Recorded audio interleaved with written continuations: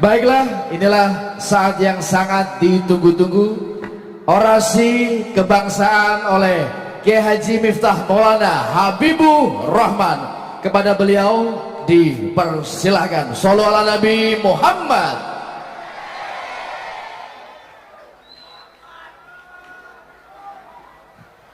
Assalamualaikum warahmatullahi wabarakatuh.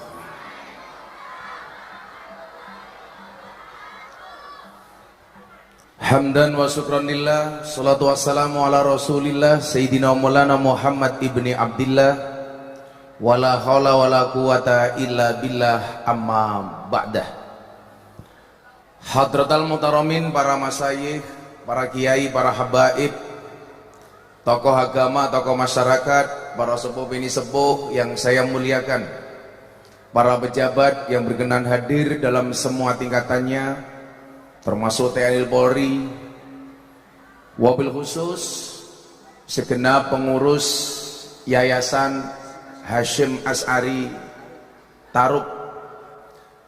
Ada hadir Gus Ahang, Bapak Kepala Sekolah Haji Farihi MM, dan seluruh Dewan Asatidah yang saya hormati. Anak-anak sekalian,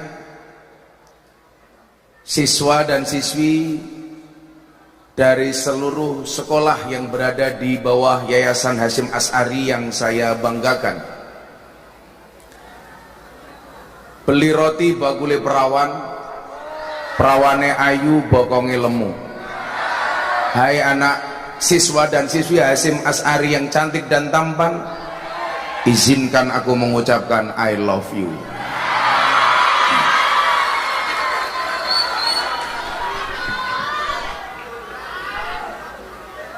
Senang sekali kiranya siang hari ini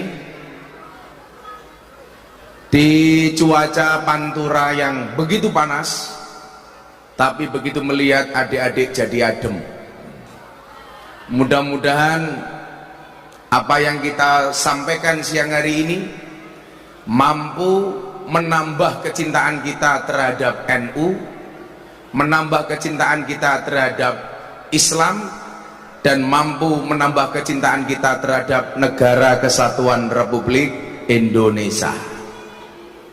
Adik-adik sekalian dan Bapak Ibu yang saya hormati, ini adalah merupakan rangkaian acara di mana saya mendapatkan amanah dari Bapak Presiden untuk bisa menyampaikan wawasan kebangsaan, gerakan moderasi beragama dan berbangsa secara happy dan menyenangkan.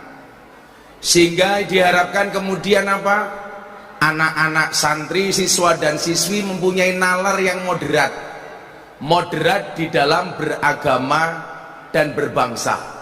Sebagaimana diajarkan oleh Mbah Hasyim As'ari dengan konsep tawassut atau wasatiyah. Contoh kecil seumpamanya kita kadang-kadang menjadi orang yang tidak asik baik dalam berbangsa maupun beragama. Tadi pagi saya dapat WA dari teman yang menyampaikan bahwa beberapa anggota DPR marah sama saya. Gara-garanya adalah saya guyon terhadap DPR yang korupsi. Yang saya bilang, Kiai Ma'ruf, Wakil Presiden, beliau mengatakan bahwa penduduk surga itu besok paling banyak orang Indonesia. Kenapa? Karena beliau mengatakan man qala akhiruhu la ilaha illallah dakhalal jannah, sebagaimana disabdakan oleh Nabi. Lah di dunia negara yang mayoritas penduduknya Islam dengan jumlah persentase terbesar adalah Indonesia. Maka kemudian Kiai Ma'ruf mengatakan penduduk surga itu paling banyak orang Indonesia. Nah, singkat cerita, saya bilang, bagaimana dengan anggota DPR yang korupsi, Gus? Apakah masuk surga? Saya jawab, DPR yang korupsi tetap masuk surga. Begitu DPR korupsi masuk surga, ada banyak kiai dari Tegal yang protes. Malaikat, kenapa itu ada DPR korupsi kok masuk surga? Dijawab sama malaikat, Pak Kiai Tegal, yang tenang saja. DPR korupsi itu masuk surga hanya kunjungan kerja. Ternyata apa? Ada anggota DPR yang tersinggung dengan mengatakan seolah-olah DPR itu koruptor. Orang yang tersinggung dengan guyon itu, mohon maaf, berarti dia tidak punya nalar moderat. Dolane kurang adoh, turune kurang bengi, kancane kurang okeh, kopine kurang kental. Makanya gampang tersinggungan.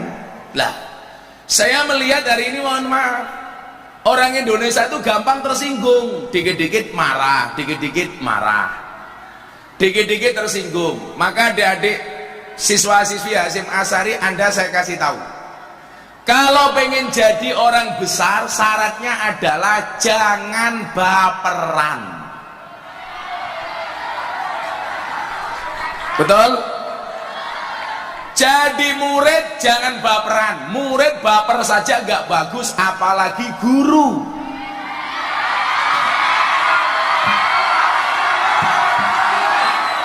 Ada gurumu yang baperan.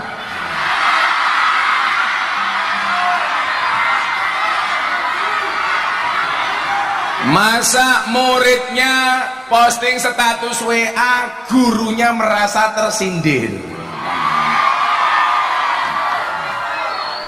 Kalau ada orang posting status, hatimu tersinggung, bukan postingannya yang salah, tapi hatimu yang bermasalah.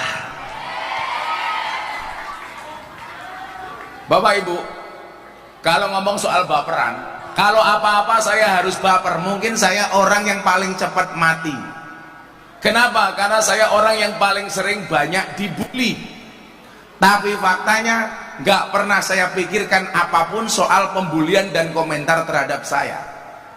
Karena saya punya prinsip, ketika ada orang membicarakan kekuranganmu, kejelekanmu, kamu tersinggung, yang salah itu kamu. Kenapa? Karena orang lain membicarakanmu itu hanya sampai telingamu. Kamulah yang salah memindahkan kalimat itu dari dalam telingamu ke dalam hatimu. Makanya saya bilang, kita tidak bisa ngatur ombak, tetapi kita bisa belajar berselancar. Kita tidak bisa ngatur omongan orang lain kepada kita, tapi kita bisa ngatur bagaimana menghadapi omongan orang lain kepada kita. Maka saya bilang, kamu tidak bisa menutup mulut semua orang, tapi kamu bisa menutup kedua telingamu dengan kedua tanganmu. Yang perlu kamu tutup bukan mulutnya orang, tapi kupingmu. Maka saya bilang, gak usah mikir omongan orang, orang saja ngomong gak pakai mikir. Masa baper? Saya banyak dulu kasus beberapa hal dikomentari sampai ratusan ribu kali. Contoh, pas ceramah saya di gereja, saya dibully 120 ribu komentar. Gus Miftah sakit hati? Tidak. Kenapa? Karena komentarnya tidak pernah saya baca. Tuh, ada ini. Ini komentarnya 120 ribu kali. Dan kamu menggenggam salibmu di saat aku beribadah ke Istiqlal, namun engkau ke katedral. Di saat bioku tertulis Allah Subhanahu wa Ta'ala dan biomu tertulis Yesus Kristus. Di saat aku mengucap Assalamualaikum dan kamu mengucap Salam. Di saat aku mengejak Al-Quran dan kamu mengejak Alkitabmu. Kita berbeda saat memanggil nama Tuhan. Tentang aku yang menengadakan tangan dan kau yang melipatkan tangan saat berdoa. Aku, kamu, kita. Bukan Istiqlal dan katedral yang ditakdirkan berdiri berhadapan dengan perbedaan namun tetap harmonis. Andai saja mereka memiliki nyawa, apa tidak mungkin mereka saling mencintai dan menghormati antara satu dan yang lainnya. Terima kasih. Salam. Assalamualaikum warahmatullahi wabarakatuh. Ini saya diajar habis di media sosial. Miftah kafir. Saya marah. Tidak. Bagaimana nanggapnya Gus? Gampang. Miftah kafir, ora apa-apa, syahadat maning. Selesai.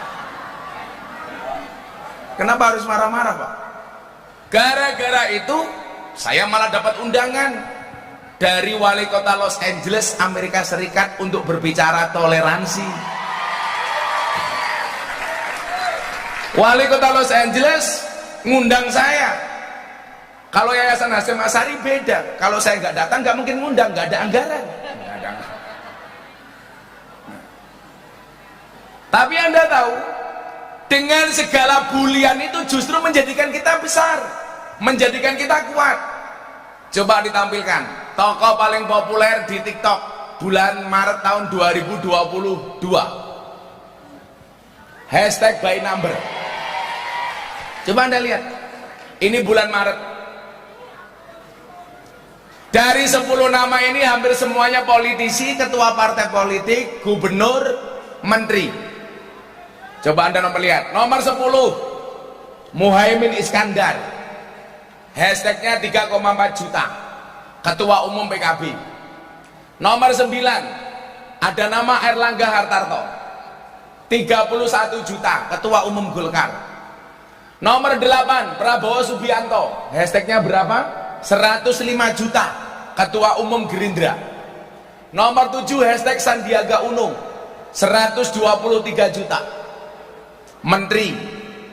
Nomor 6 Ridwan Kamil, 184 juta, gubernur Jawa Barat. Nomor 5 Puan Maharani, hashtagnya 212 juta, ketua DPR. Nomor 4 Erick Thohir, menteri BUMN, hashtagnya 244 juta. Nomor 3 mantan gubernur DKI Anies Baswedan, 331 juta. Nomor 2 bukan ketua umum partai, bukan gubernur, bukan menteri, tapi santri, Gus Miftah, 479 juta. Gus Miftah hanya kalah dari Pak Ganjar, gubernur Jawa Tengah. Artinya apa? Bahwa di sini saya ingin menyampaikan kepada adik-adik yang berada di lingkungan pendidikan Nahdlatul Ulama, kita bisa besar walaupun kita basicnya santri.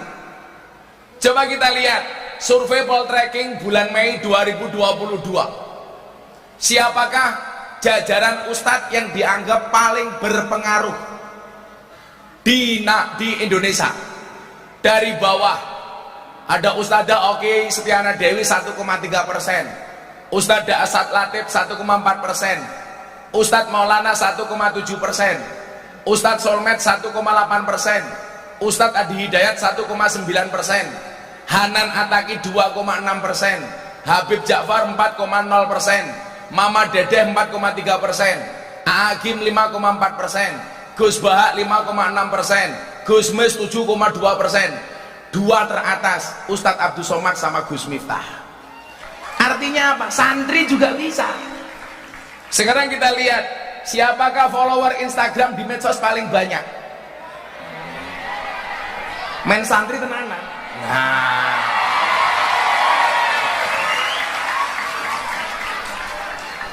beberapa pendakwah Nahdlatul Ulama dengan follower Instagram terbanyak.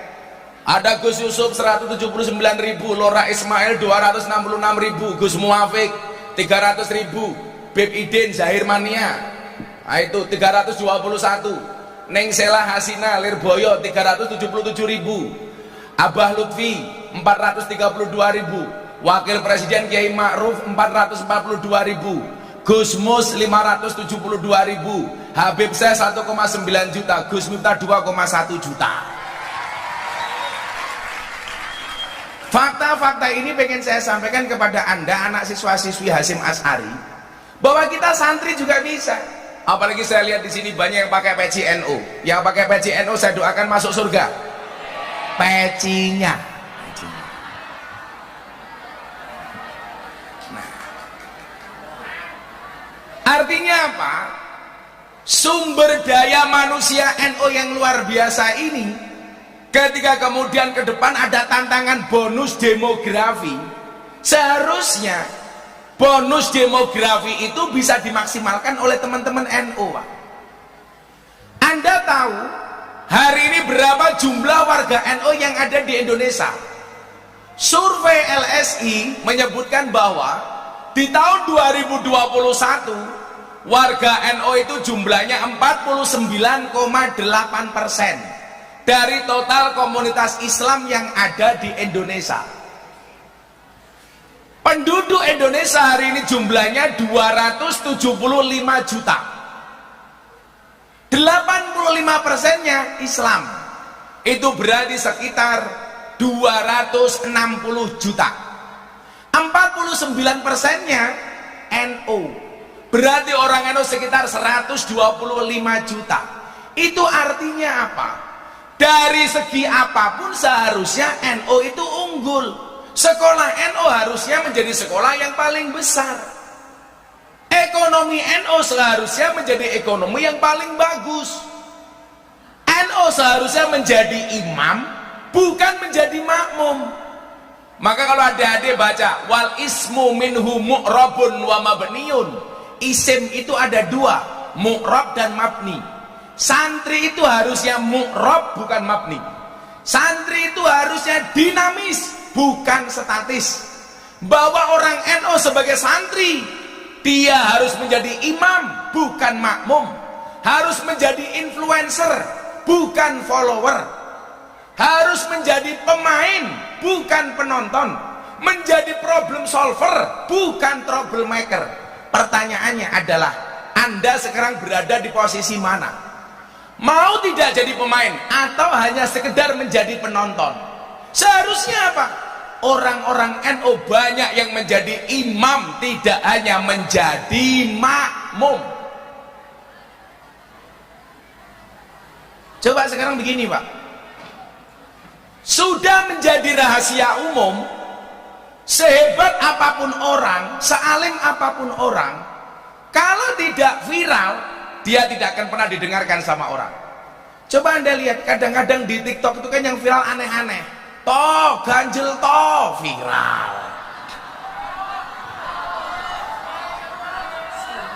Coba, yang terbaru apa coba? Begitu sulit, lupakan silit. Alah, apa coba itu?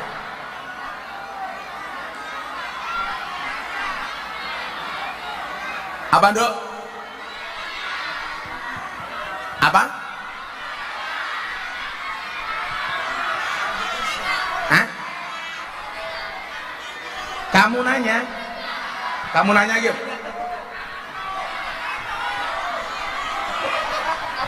Kamu nanya itu apa?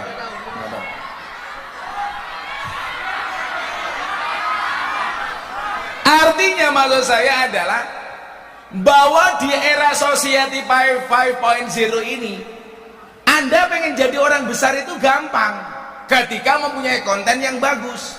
Jadi begini para kiai, para bapak kepala sekolah, sapa jenengimu kepala sekolahmu? Farihi, ndi wonge? Hi Farihi, halo bro.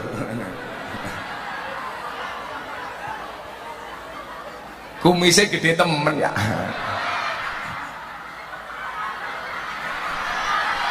Iya. Kumisnya sak jagung bakar ya. Tapi kalau ibu-ibu punya suami berkumis seperti Pak Farihi, pertahankan. Fik dia lele bukan buaya. Faroh itu artinya bahagia. Makanya Pak Farihi nggak boleh cemberut. Jadi kalau di demo sama siswanya ya jangan cemberut, senyum saja Pak. Gitu. Kepala sekolahmu galak apa enggak? Oh enggak. Kita doakan Pak Farihi panjang umur. Jadi orang sedunia mati Pak Farihi hidup sendiri ya.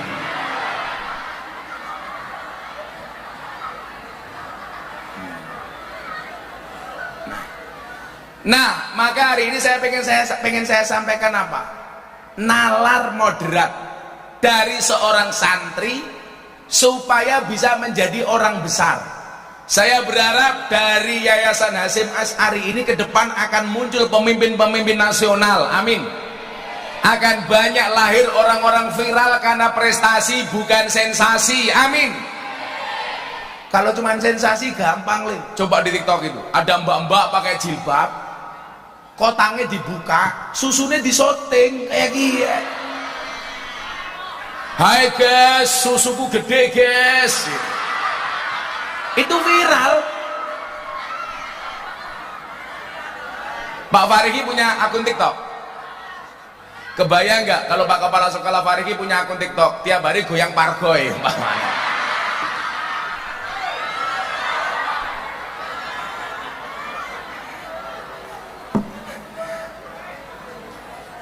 Pak Farigi kumisnya kayak Adam bujuni Inul ya.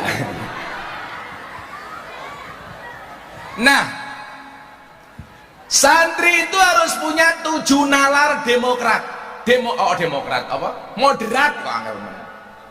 7 nalar moderat. Kalau saya mengartikan santri itu apa? Anggap saja ini Yayasan Mbah Hasyim Asy'ari ini yang hadir semuanya santri. Amin. Santri itu karakternya apa? S-nya itu adalah salikun ilal akhirah. Orang yang senantiasa berjalan menuju akhirat. Artinya apa? Fokusnya itu kepada akhirat. Kalau akhiratnya baik, dunianya pasti baik. Ini janji Nabi. Man aslaha akhiratahu fa aslahallahu dunyahu. Yang membaikkan akhiratnya, maka Allah akan membaikkan dunianya. Kalau dulu orang bilang santri bisa jadi apa? Anda salah. Santri bisa menjadi apapun. Kalau di sini ada Pak siapa? Pak Kapolsek. Pak Kapolsek apa Pak Kapolsek? Pak Kapolsek. Pak Kapolsek. Santri, mohon maaf, jangan kalah gengsi dengan polisi. Polisi keren, santri nggak kalah keren dibandingkan polisi. Ayo sekarang, Gus Miftah santri, Pak siapa namanya? Pak Akbar polisi. Kira-kira penghasilannya lebih banyak Pak Kapolsek apa Gus Miftah?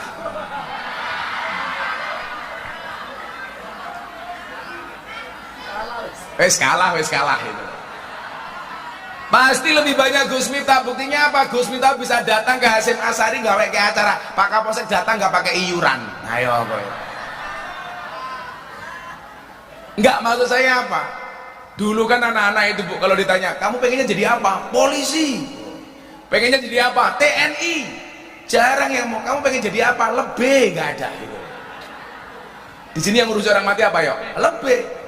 Padahal polisi itu penting, TNI penting, lebih nggak kalah penting. Polisi mati yang bungkus siapa? Lebih. TNI mati yang bungkus siapa? Lebih. Lebih mati bungkus dewek.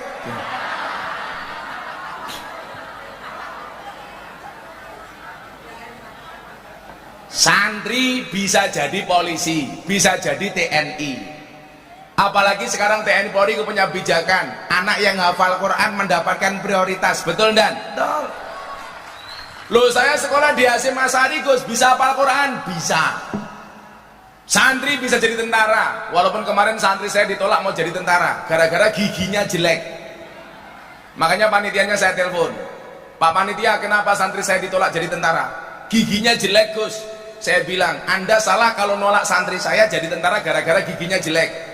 Kenapa Gus? Yang perlu Anda tahu adalah besok kalau tentara itu perang tembak-tembakan, bukan cokot-cokotan. Saya bilang.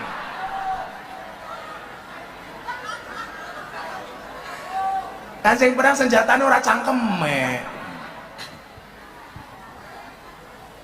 Jadi kalau kemudian mengatakan alah santri bisa apa, Anda salah. Santri punyanya cuman sarung. Bu, ingat, jangan lihat sarungnya tapi lihat ilmunya, goblok isinya.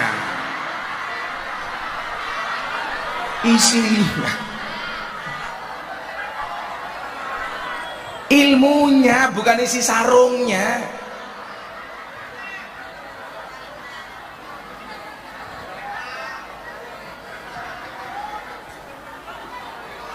Ini anak-anak santri, adik-adik tak kasih tahu deh ya.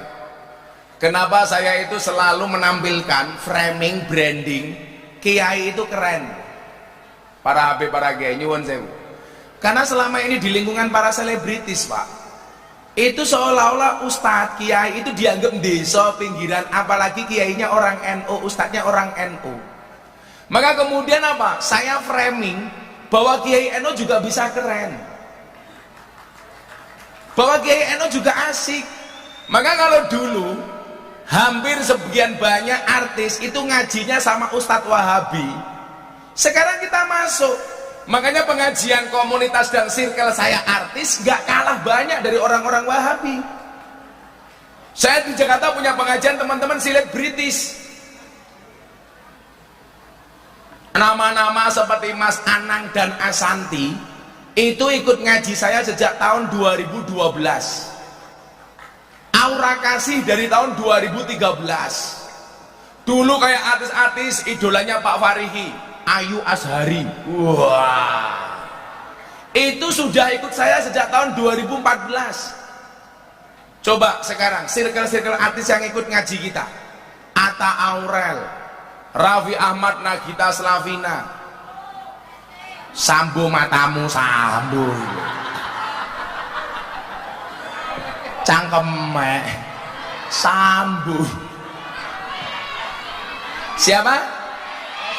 Lesti Kejora, Rizky Bilar. Dia ngaji sama saya, tapi pas pernikahan yang nasihat pernikahan bukan saya. Yang nasihat pernikahan saya itu saya masih ingat: Anang Asanti, Atta Aurel, Ria Ricis, Via Valen, Deddy Corbuzier, Sabrina, Yeni Inka.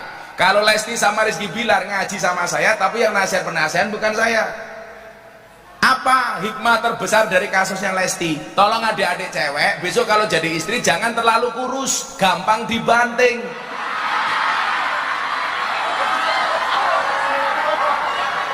Sing lemu, yes.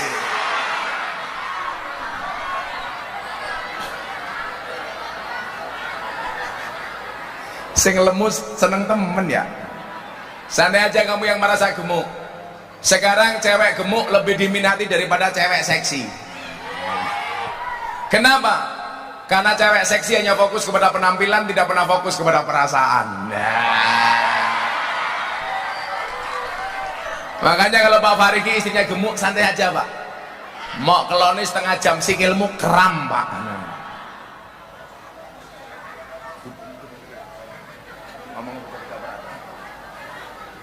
Jadi santri bisa menjadi apapun, santri juga bisa menjadi keren. Pak Kiai nyuwun sewu. Kalau di kalangan pejabat, kalangan pengusaha, kalangan orang-orang atas, Gus Miftah itu terkenalnya apa? Kiai NU paling mahal, paling larang. Murah kan di Hasyim Asy'ari, orang nyangoni teko dewe. Ya maklum Farihi miskin. Bukan, karena kecintaan saya terhadap anak-anak Hasyim Asy'ari. Yakinlah, cintaku padamu seperti air kencing di dalam kolam renang. Maksudnya apa? Wujudnya tidak nampak, tapi hangatnya bisa dirasakan. Orang percaya jajalan. Iki sing dolanan HP raine kayak Kipli ya. Tenan, mah dolanan HP bae. HP-ne cross bae gaya.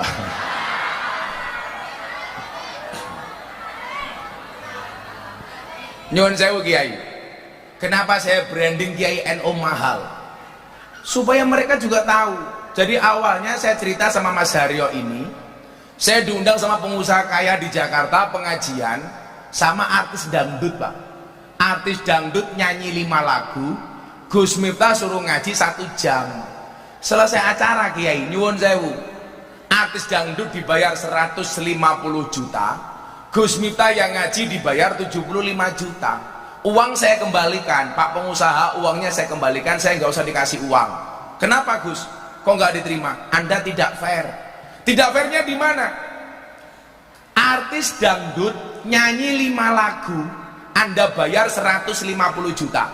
Padahal cuman buka titik, jos. Dibayar 150 juta. Kiai yang Anda undang untuk memberikan nasihat dan mauidhah untuk pencitraan pejabat hanya Anda bayar 75 juta. Kalau begini caranya, saya bilang selamanya anak-anak Indonesia lebih ingin bercita-cita jadi artis dangdut dibandingkan jadi kiai. Kenapa? Karena penghargaan kepada artis dangdut lebih dihargai dibandingkan kiai. Saya berani Pak. Akhirnya pengusahanya masuk ke dalam kamar, saya diajak, mohon maaf Gus, saya salah.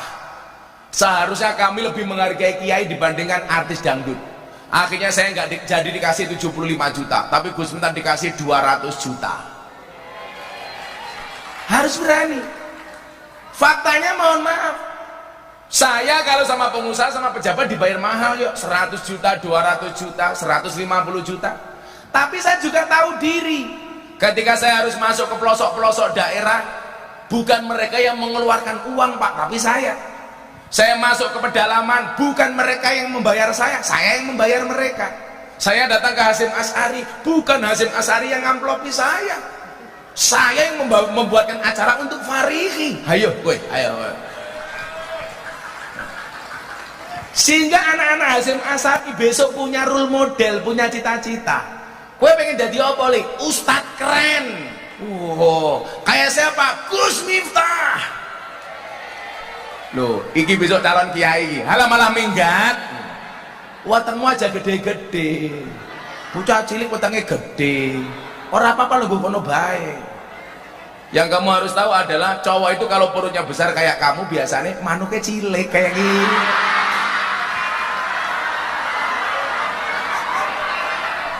Tak apa-apa ya. Primen, manukmu cilik. Jadi adik-adik sekarang kalau ditanya, santri bisa jadi apa? Presiden. Contohnya siapa? Gus Dur. Betul Bu? Betul. Santri bisa jadi wakil gubernur, Gus Yasin. Santri bisa jadi kiai viral, siapa? Terima kasih, terima kasih. Ayane sing Gus Miftah jelas. Jomblo. Salikun ilal akhirah. Hanya apa? Santri itu harus punya karakter anibun ilallah, mengembalikan segala sesuatunya hanya kepada Allah. Makanya santri santai mawon. Anak-anak siswa di sini kewajibanmu belajar, Le. Cukup belajarlah yang baik. Soal besok jadi apa bukan urusanmu, tapi urusane Gusti Allah.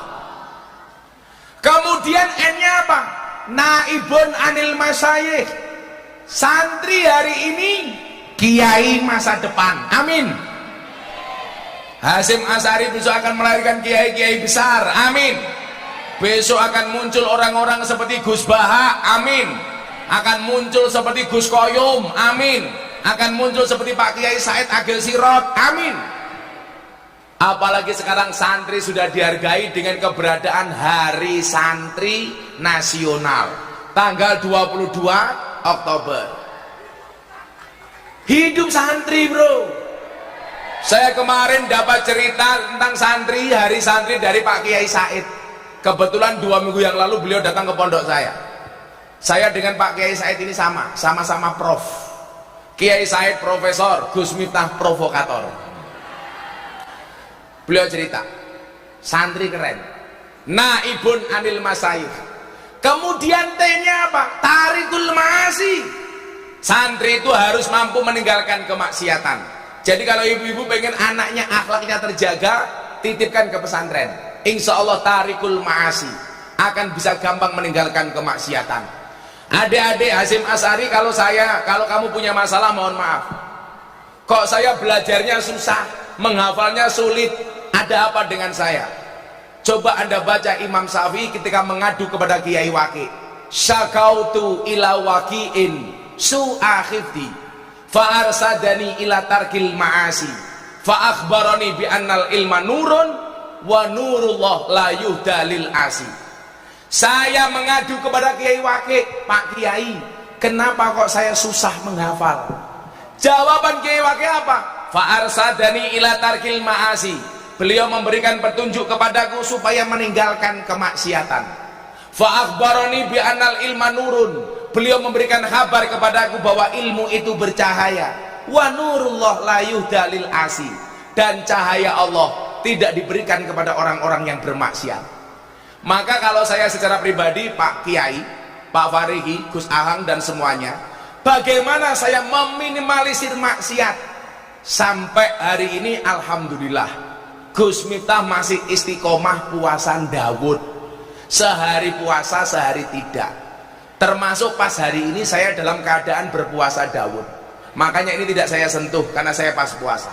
Jadi Pak Farihi ngundang saya itu gampang, nggak perlu ada suguhan, aman. Karena saya yakin yayasan nggak ada anggaran. Saya pas puasa, saya Pak sehari bisa ngaji 4 kali dalam sehari, pagi, siang, sore 2 kali.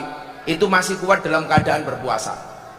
Karena saya berpuasa sejak tahun 2015 yang terakhir, sampai hari ini masih puasa Daud.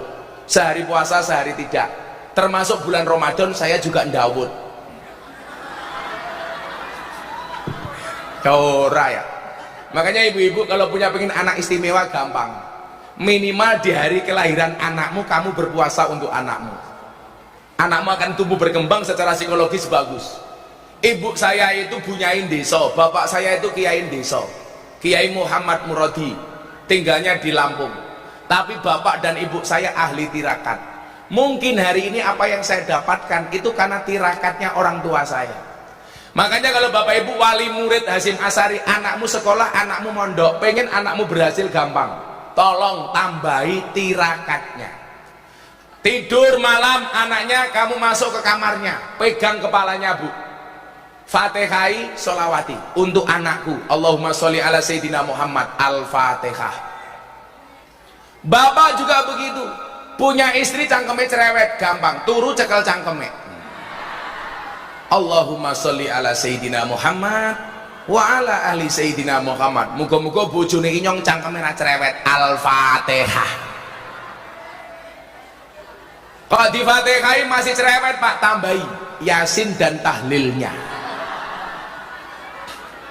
Modar-modaro dewek ya.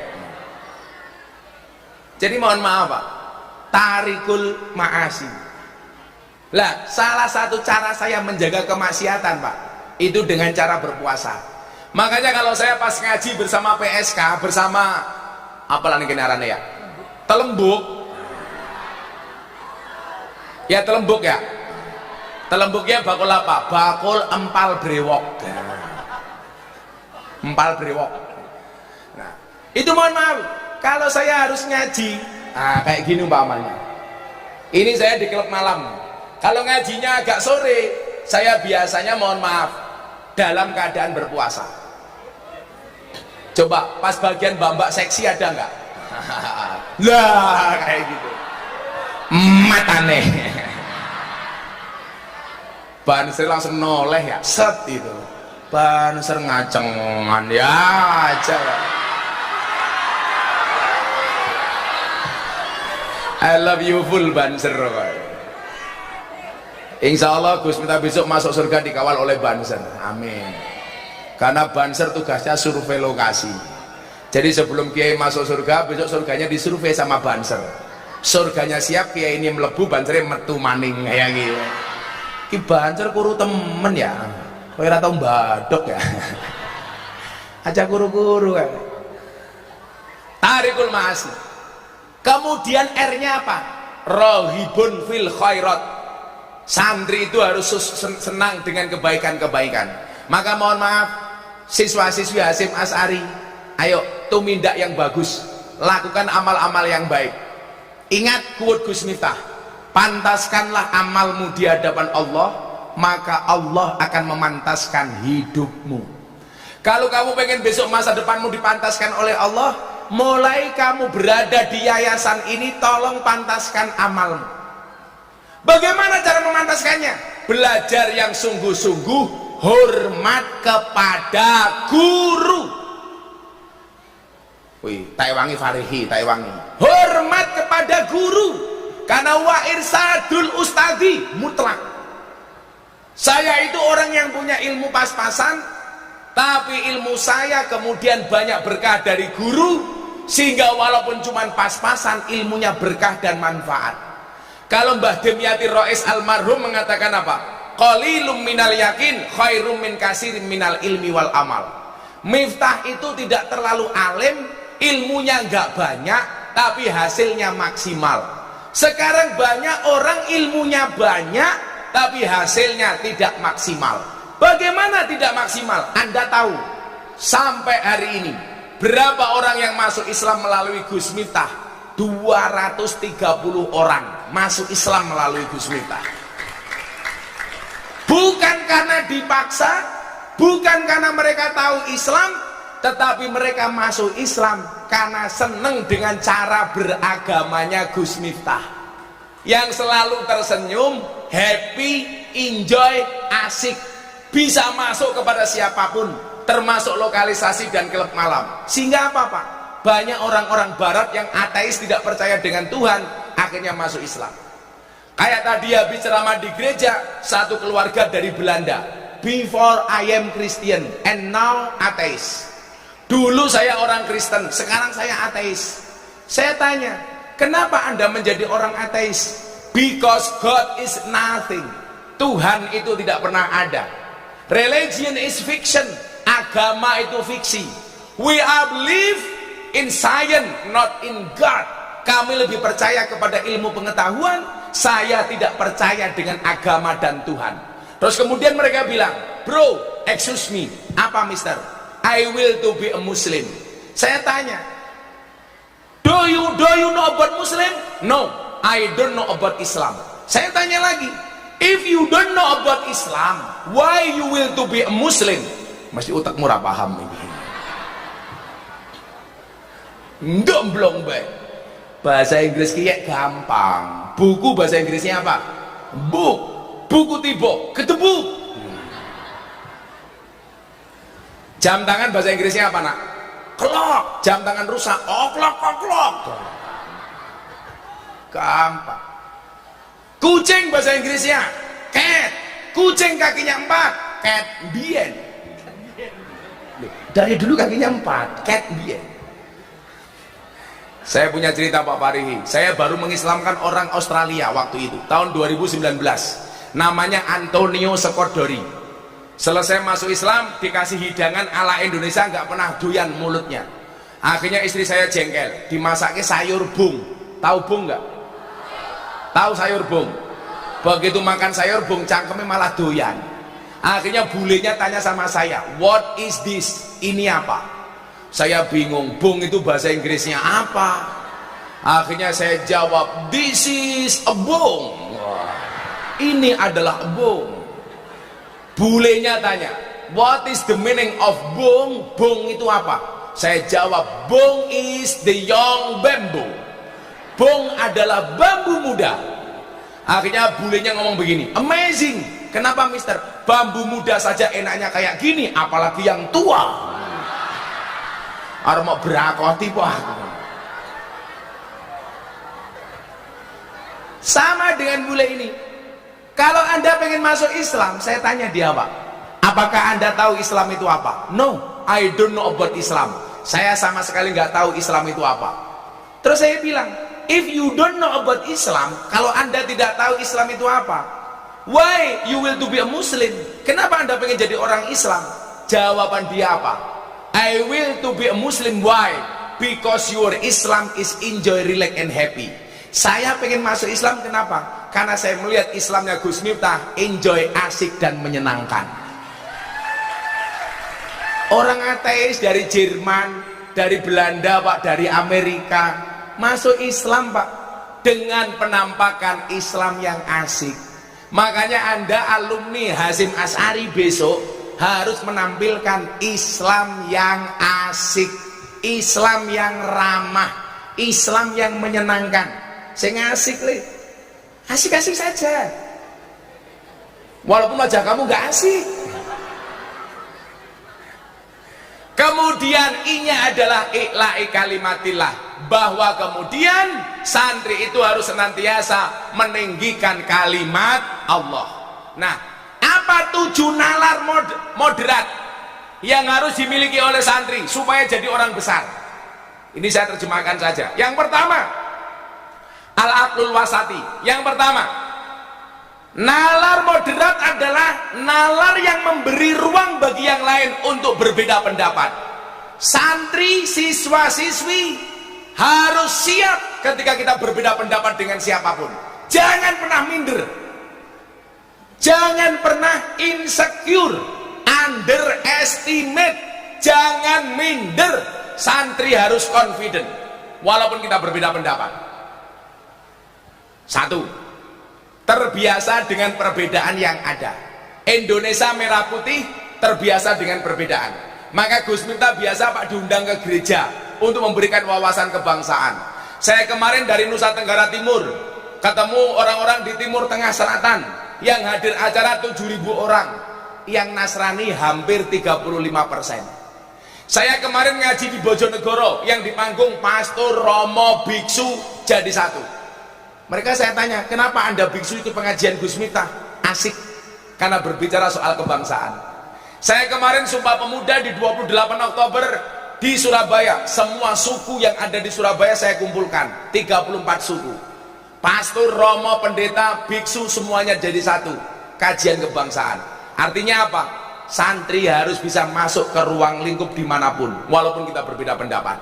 Makanya kalau Pak Farihi ke tempat saya, pondok saya 60% Katolik, lingkungan pondok pesantrennya Katolik. Selatan saya pendeta, utara saya kuburan, dan subhanallah saya tidak pernah bertengkar dengan tetangga utara saya. Kuburan. Maka nalar moderat yang kedua apa? Menghargai pilihan, keyakinan, dan pandangan hidup seseorang. Kalau kamu tidak bisa menghargai agamanya, minimal kamu hargai orangnya sebagai sesama hamba Tuhan. Pak, saya bangun masjid, pasang beduk, pendeta-pendeta di lingkungan saya datang semua.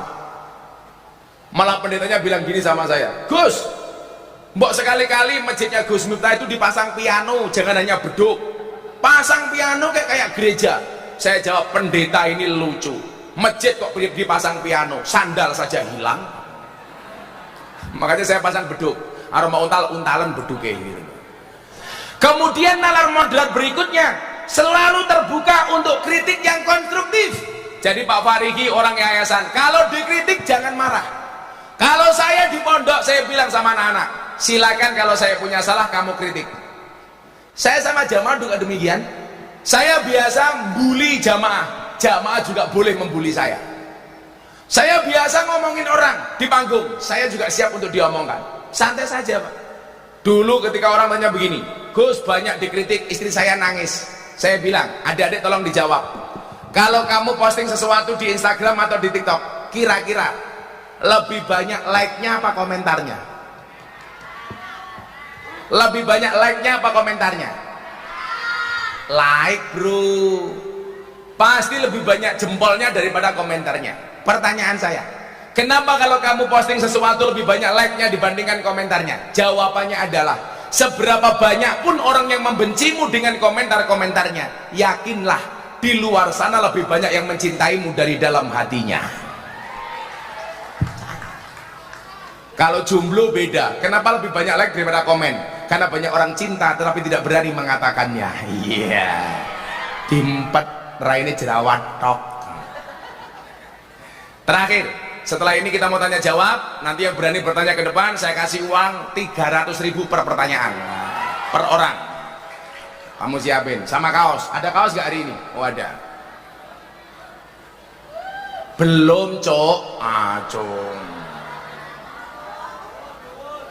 Kemudian nalar moderat yang terakhir adalah mencari pandangan yang adil dan maslahat bagi kehidupan bersama. Nalar moderat mengajarkan keadilan, mengajarkan kebersamaan. Dah gini aja. Sekarang kita tanya jawab, dipandu Mas Haryo. Dibagi yuk. Nanti kita cari 10 penanya. Dibagi dulu yuk, 2-2-2. Siap, oke. Sekarang 2 cowok, 2 cewek. Angkat tangan dulu, bentar. 2 mas, ayo. 2 mbak. Ya, jangan gerudukan ya, sabar, sabar. 2 dulu. 2 cowok, duduk ke sana mas. Ayo naik mbak. Duduk sebelah sana. Oke. Sebelah sana saya. Sini. Oke. Duduk. Ya, sip. Namamu siapa?